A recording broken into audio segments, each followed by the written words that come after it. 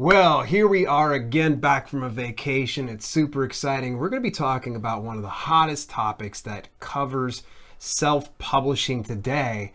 Lots of questions, lots of concerns, and a lot of things that we hope we can lay to rest about keywords today. All that and more in today's live stream. Stay tuned.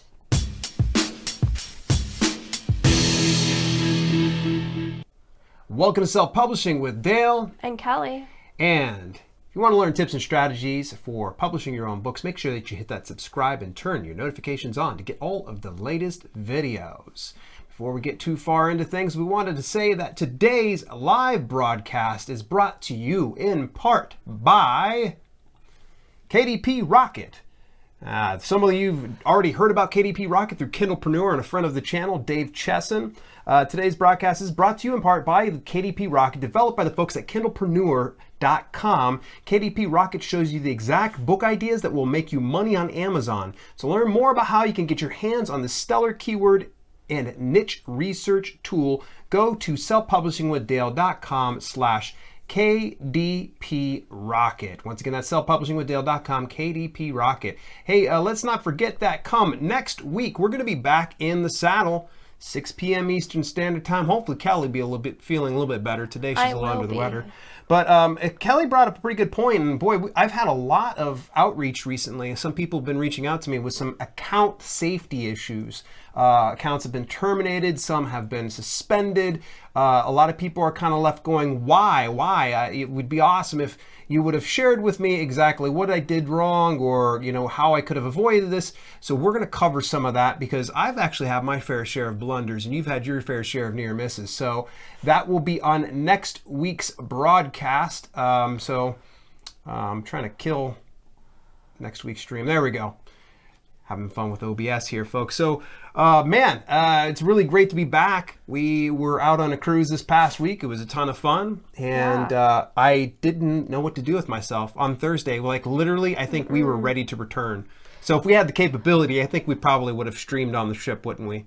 Yeah, I don't want to complain that we had a bad time, but I was ready to get back to normal life by, like, Monday or Tuesday.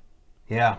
Yeah, it's kind of weird for us to do the whole vacation thing. We only do about 3 to 4 days at a time. So for us to have done an entire week was kind of crazy. How's everybody doing in chat? We can definitely see on over here. Had some people coming on in. What's up, Monique? Good to see you. Ava, the super assistant. Let me tell you about Ava in just about a second here. Keith Wheeler's in the house. Monique, it's great to see you. Cutie Pie, what is happening? Ernie Brave Boy, my first time. I always miss the live show. Dude, we are glad you made it.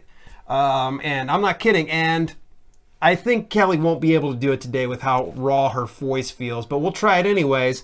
Who's in the house? Raw Dog. It's Raw Dog.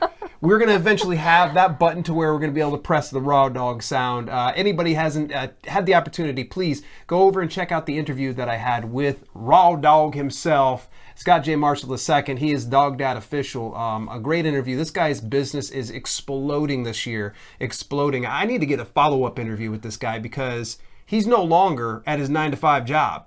No. This is his life. Yeah. So I'm really super excited about what's happening for Scott J. Marshall II this year, and I think a lot of people will probably be inspired by his story. But yeah, so what's shaking? What'd you guys do last week? What did you do without us? Cried. Yeah, maybe. So Kelly's a little bit under the weather, guys. You may not see her necessarily yawning this time, but you might see her blowing her nose from time to time. She did not want to miss. I couldn't tell her to miss this to save the world. So in any event, today we're going to be talking a little bit about the 5 facts about Amazon keywords in 2018. There are some things we've said in previous broadcasts, but I think it merits a revisit. We got to get back in here. We got to kind of nail it home, because I think some people are kind of missing the point. And some of these things, hopefully you kind of go, oh, I'm starting to notice a pattern, because sometimes we fire hose people. Thanks for the subscribe. I just seen somebody just subscribe to us. Look at that. We got the notification up so there. Cute. Yeah, little cat shaking. So if you happen to be watching, you're not subscribed, please do subscribe. We do notice you inside the broadcast when you do that. But in any event, with keywords, man, I think that there's so many aspects to it that, yeah, we've fire hosed you guys. If you could just pick up one one of the 5 things that we share with you today, it's going to change a lot about your business. Agreed.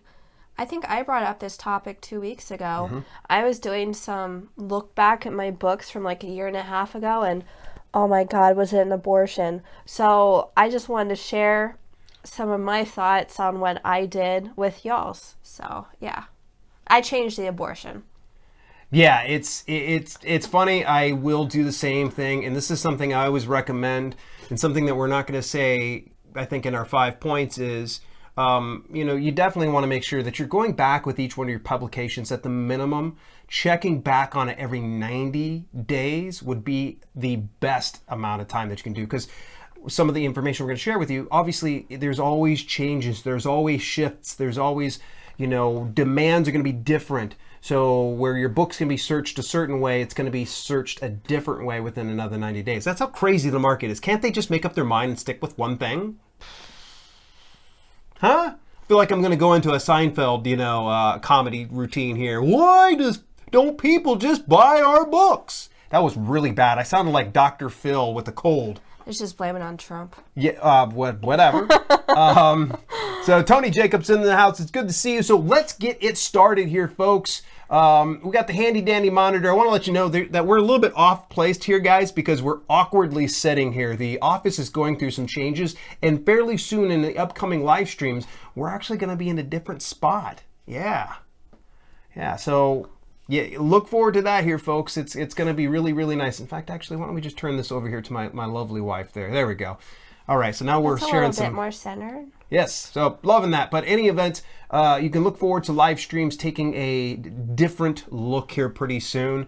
And we got some new content coming out. It's rolling out. And speaking of, I just recorded some new pre-recorded videos that are going to be firing out. So you can look forward to that. I've done a collaboration with Lulu Press. Chelsea Bennett's going to be coming in the house. And you guys are going to really see some crazy amount of content coming up here in the next week or so. So stay tuned for that. There's 14 interviews in all. Pretty crazy. And if you haven't done so already, my beautiful assistant, Ava Fails, just crushes it. She put her heart and soul into the HTML book description generator. If you haven't checked it out yet, you can get your book descriptions eye-popping and jumping off the page. If you just head over to selfpublishingwithdale.com/HTML, you can format your KDP and create space books there. There's so much to come. Make sure you're going over to my website on a regular basis, because there's tons of resources that are going to be coming out in the very near future. All right, well, now that I've done all that promotion, why don't we talk about these 5 items? So let's start it out here. 5 facts about Amazon keywords. All right, number 5. Kelly, why don't you take that one? It's not rocket science. Don't overthink it. Lately, my biggest success has been keeping it simple.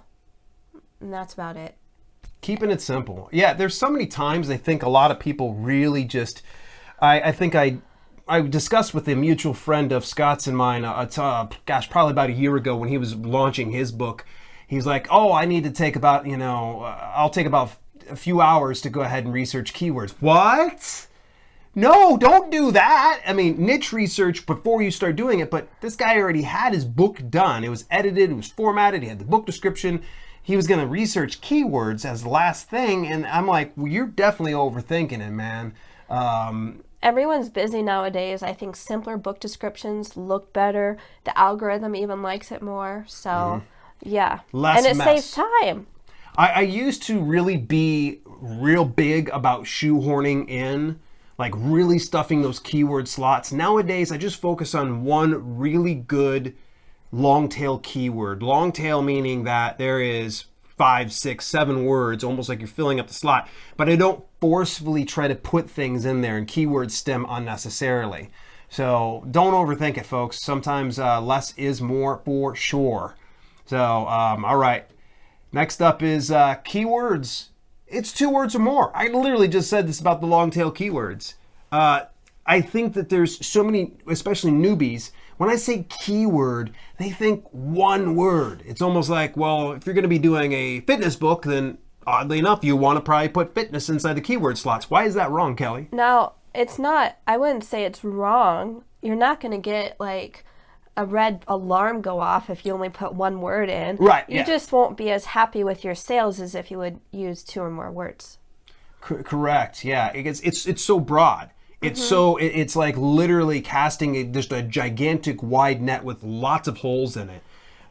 So I mean, when you really niche it down, that's when you start to really grab in a wider array of people. And the more specific you are about who your audience is and how they're searching for you, the easier it's going to be to fill up those full keywords. So you can be able to get that long tail keywords beautiful. And the more exposure that you get, the more you can kind of get away with those broader keywords.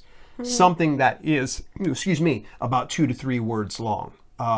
As opposed to, say, 6 or 7 of the long tail keyword. Probably just depends on your niche too. Really Sometimes does. you can get away with 2 to 3 words. Right, yeah. I mean, especially if it's very specific, like, micro engineering of nanobyte technology. That's probably, I Instead just of making up stuff, keywords, by it's the more way. like key phrases. Yeah, think of it that way. That's a great way. I Keywords, key didn't phrases. think of that. Keith did. Oh, look at our boy getting our back. He was on standby. He was waiting for you to call off. He was ready to be the Kelly. So, all right. So we're going to go ahead. Number 3. Amazon algorithm changes. Amazon changes everything all the time, not just the algorithm. I know, crazy, right? It's not Kindle, but recently on my merch, I've changed my thought and only use 4 to 5 words per slot. In the past, I used to use like 2 sentences, and what I've seen is more sales. So I'm assuming that goes to everywhere in Amazon. They wouldn't just, take the merch shirts and have a different algorithm. They might slightly, but I would also think that would go to other things. But besides the simplicity, they're always going to make changes for their customer because we don't matter. It's the customer that matters. Right. It's the end user experience because we're obviously kind of like their minions. They're the ones kind of putting in the work. So that algorithm is going to serve the customer. So know that's always going to change, and that of course changes those keywords and the perceived value behind them. So we kind of tied these two together. The value of a keyword fluctuates. I said this right as we started here, so this was a little bit of a clue of number 2, is that keywords could be, one specific keyword could be great. It's not very competitive, it's very profitable, it brings in a lot of eyes to your brand, and you're everything's happy, and then fast forward 6 months later, that keyword could be way down. In other words, it could be hyper competitive. It has very low profitability. And really, that's why I say, go back, check your books. I mean, what was some of the books that you went back and checked? How long had it been? Did you check those ones? Oh, there's no way I can keep up for every 90 days with 4,000 books. But a year and a half? Yeah. And admittedly, I've run into the same thing with mine when I was doing some AMS ads. It was a book on Reiki, and it was a ghostwritten one. And this particular book on Reiki, when I just went in, tweaked a few of the keywords, I didn't change the book cover. I didn't change the book description. I just went into AMS ads, ran some ads, boom. Those ads didn't work worth a darn. It wasn't drawing flies. Next thing I know it, this book is selling on all 3 formats, and both the ebook and the paperback were both ranking below 100,000 in the paid stores. So, which that's good. If you think about that, if you get about an army of those particular type of books that it's at a good profit margin and you're keeping it below 100,000, you're going to make a pretty good living, and at least enough to pay for the rent. Keith had his ponytail all ready in case I couldn't make it. Oh, shucks. What a good guy. Yeah, I was actually going to request that you actually have that, Keith. But not just the keyword changing, but we also get more smarter, educated, whatever you want to say. Correct. Yeah. The longer you're in this business, it's all about experience. Not just the keywords change, the ones from a year and a half ago. Oh my God. I didn't know how to write a description back then. Oh! Yeah. It's practice. Practice makes perfect. Yeah, absolutely. And it's absolutely. also kind of funny to look back and see what you used to do. And it's kind of an ego boost. Be like, oh, I've improved this much. Yeah. It's What I would recommend too is if for some reason you do start running into a large volume of books, kind of like what Kelly is and what mine is, it is a good idea to get a daily method of operation, a checklist of some sort, and make it part of your daily method of operation that you go in and maybe check 1 or 2 books per day. Granted, you're going up to the thousands. You may have to do more on a daily basis. In that instance, you just hire out an assistant or you just increase your workload. Either way, it's just a good idea to kind of go in there and every now and then change out those keywords. One thing I would just say is this, and I'm not sure if you agree with me on this one, is don't change every other day. No. To me, I think you need to at least let a set of keywords marinate for at least 30 days before you know whether it's good or not. And even on like CreateSpace, when you change the keywords, they're not even updated on expanded distribution for 6 to 8 weeks. It's true. So, I mean, just do your best and tweak it and move on. You can't spend all your life changing keywords. Yeah, for sure. For sure. So what tip can you share about keywords? What are some things that you've learned about yourself that you've been doing in the business before and now? Okay, I'd love to hear what your thoughts are on keywords. If you agree or disagree with certain points, we definitely would love to hear from you. Feedback is always encouraged. I may not agree with you all the time, but that's okay. But in any event, remember, please, folks, I'm trying to get my thing here.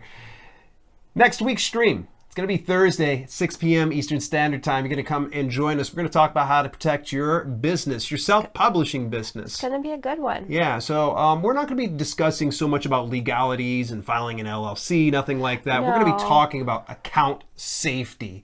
Because ultimately, if you don't have an account to sell your books from, then how are you going to make any money? Right. So, and then of course, today's stream is also brought to you in part by KDP Rocket, the folks over there at kindlepreneur.com. Big shout out to them. This is a stellar tool, helps out with keyword research as well as niche research. They've actually did a few updates on their software more recently. It looks pretty stellar. I need to share that with you one of these times. But folks, I know that there are quite a few of the viewers that already have KDP Rocket. If you happen to have that and you like it, please share it inside the comments. If you dislike it, well, go ahead, say something too. I do not discourage everybody, but I'm hard pressed to see anybody disliking KDP Rocket because, gosh, it's got, Dave Chesson's name on it, for crying out loud. The Kindlepreneur.com brings you KDP Rocket. Head over to selfpublishingwithdale.com/KDP Rocket to get more details. Well, we've got one final point, of course, as we start to wrap things up, but stick around because we're going to, hopefully do a little bit of question and answer. We fired through some of these things really, really fast. You can see why we kind of stalled at the beginning. And it looks like Kelly's holding up. I am holding up. She looks a little warm. It's probably like the hot LED lights, right? I am so freaking hot right now. Yeah. Probably doesn't help that we've got the computer right behind us and it's, no, the exhaust is that's right on okay. us. So this last and final point, we both kind of always discuss some of these things, but we feel is the most impactful thing.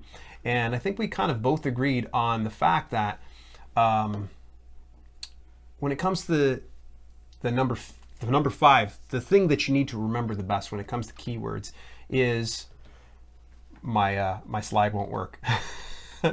It helps in discoverability, not buys. Okay. There is this preconceived notion that you get these killer keywords and people are going to buy. Well, Kelly, is that true? No, we disagree on this one.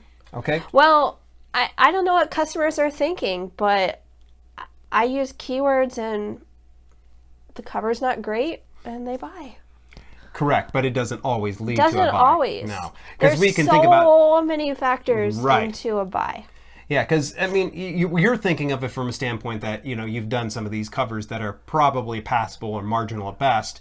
What I consider, but some people might love them. But let's look over at some other covers that are stellar that we've seen. I know some of my students in the DIY publishing community, as well as some of our viewers, have shared some of their covers, and I'm like, these are pretty good.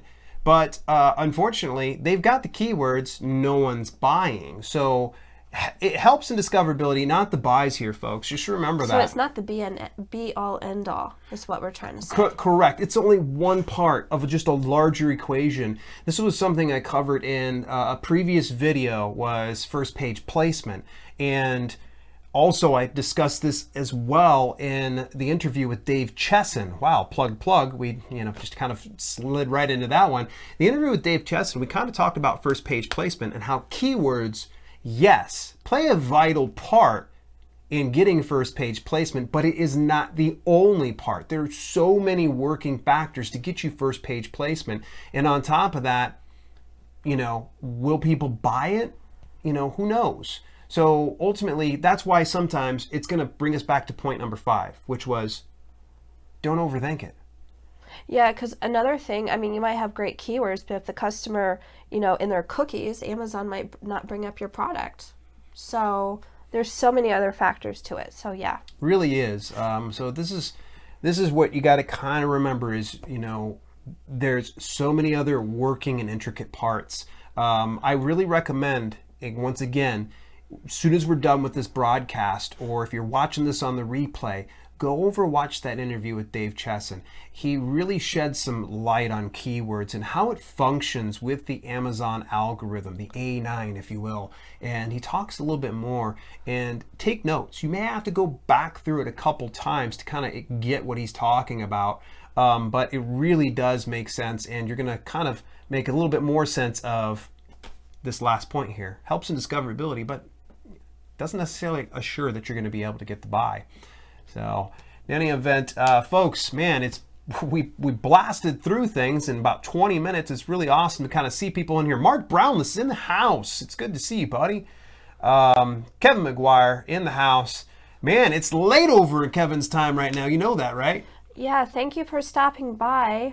Yes, we for sure. appreciate it. Tony Jacobson, always great to see. Peter Ballin says, KDP Rocket rocks. Peter, thank you. I appreciate you saying that. By the way, folks, sometimes Dave does pop in here from time to time, so flattery might get you everywhere with him. But I'm just totally kidding. Dave, love you, man. Do keywords make much difference? I find keywords in title, subtitle, etc. are more important. What's your take on that, Kelly? You just got to play with it.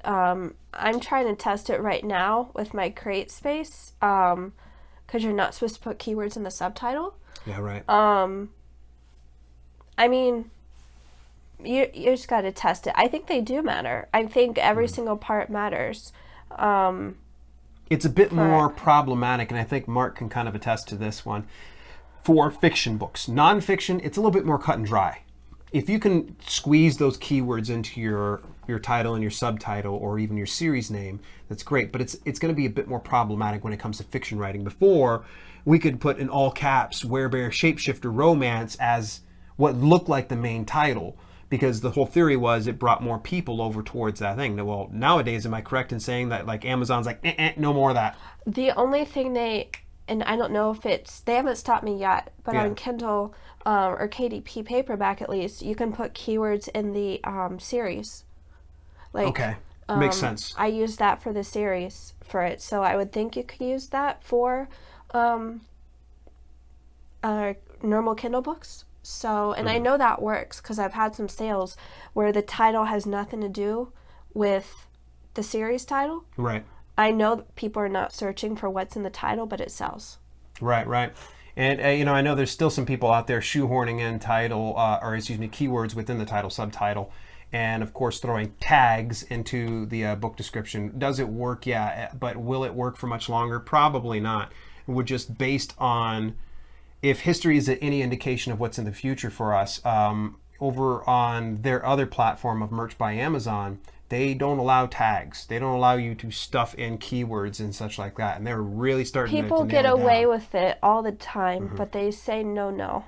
Right. And I would say even if you see somebody, this is one of my closest friends, lost his KDP account for this very reason, and we'll probably even discuss this sometime next week, is he would see other people doing something, and so he would duplicate it even though he knew it was not any good. Well, go figure, he was the one person that was singled out and got busted, and he tried to use the whole, when he got a hold of them, say, oh, well, but it's working, they're doing it, and they were kind of like, you're not getting your account back, bud.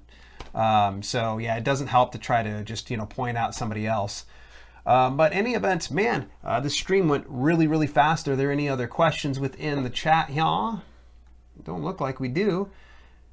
It's really good to see everybody kind of popping off, talking amongst themselves. And very soon, like I said, here in the very near future, folks, you're going to be seeing a lot more pre-taped videos. Maybe if you guys can coax her into it, she might do a guest pre-taped video one of these times. You're going to have to talk her into it, though. Am I right? Yeah. Look, you see that look on her face, guys? That was her look of, I'm not doing it for you, but she smiles back at the camera. So that just indicates to me that she might do it for you guys. So you're just going to have to say something within the chat. If you'd like to see some videos by Kelly on this channel, you're going to have to say something within the chat. So in the meantime... And between times. Yes. This has been Self-Publishing with Dale. And Kelly. We'll see you next Thursday, folks.